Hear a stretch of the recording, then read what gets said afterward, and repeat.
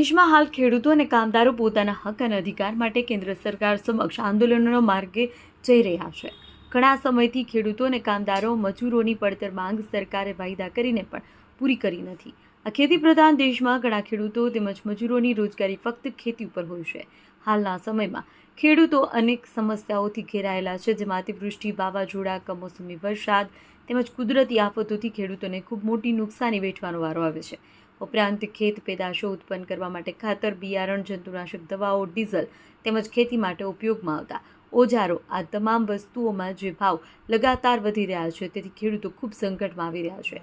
આથી ખેડૂતો કર્જમાં આવી આપઘાત કરવાના પણ બનાવો વધી રહ્યા છે। આવી તમામ બાબતોને લઈ ખેડૂતોએ વર્ષ 2021-20માં દિલ્હી ફરતે આંદોલનો કર્યા, જેમાં સરકારે ખેડૂત સંગઠનો સાથે સમાધાન કરી ખેડૂતોના કર્જ નાબૂદ કરવા, નવો વીજ કાયદો રદ કરવા, ખેડૂતો અને મજૂરોને માસિક વૃદ્ધ પેન્શન આપવા, ગ્રામીણ રોજગારી ગેરંટી હેઠળ રોજગાર આપવા વગેરે જેવી અનેક માંગણીઓ પૂરી કરવા બાંહેધરી અને વચનો આપ્યા છે।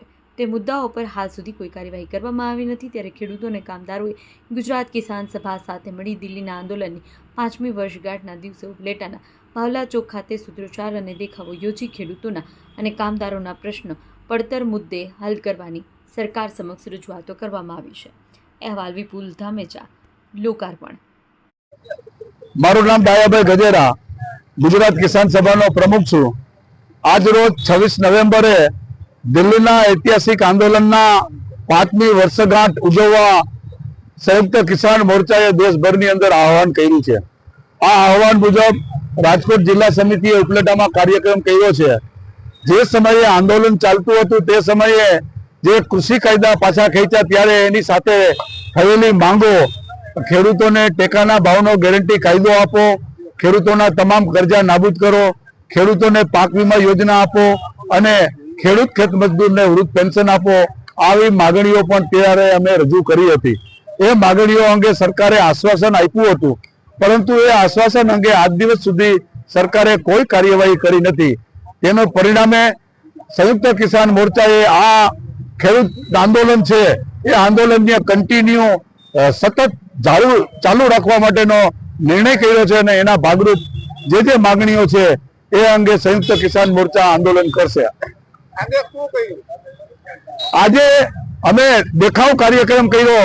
આહવાન હતું કે આજનો દિવસ એ કિસાન કામદાર એકતાનો દિવસ કરવો, અને આ કિસાન કામદારના એકતા દિવસ એટલા માટે કે જેમ ખેડૂત વિરોધી સરકાર નીતિઓ કરી રહી છે, એ જ રીતે કામદાર વિરોધી નીતિઓ કરી રહી છે, અને તેને પરિણામે આજે કામદારોનો હક અધિકારો છીનવાઈ રહ્યા છે। અને એ હક અધિકારો છીનવાતા હોય ત્યારે દેશની 80% જનતા કિસાન કામદાર જનતા છે, અને કિસાન કામદાર જનતાના જે અધિકારો છે એ અધિકારો જૂટવાતા હોય, એમને અન્યાય થતો હોય, ત્યારે હવે જે કોઈ આંદોલનો થશે એ દેશભરમાં ખેડૂતો અને મજદૂરો સાથે મળીને કરશે।